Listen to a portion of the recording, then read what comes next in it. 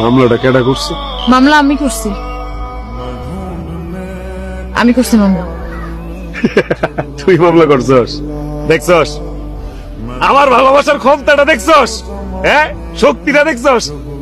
শেষ ম্যাচ তুই আমার জেলের ভিতরে পড়ে মুক্তি পাইতে চাইতেছস?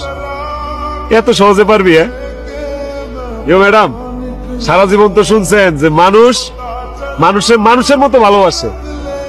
জীবনে কি কোনোদিন শুনছেন যে কোনো মানুষ মানুষের কুত্তার মতো ভালোবাসে?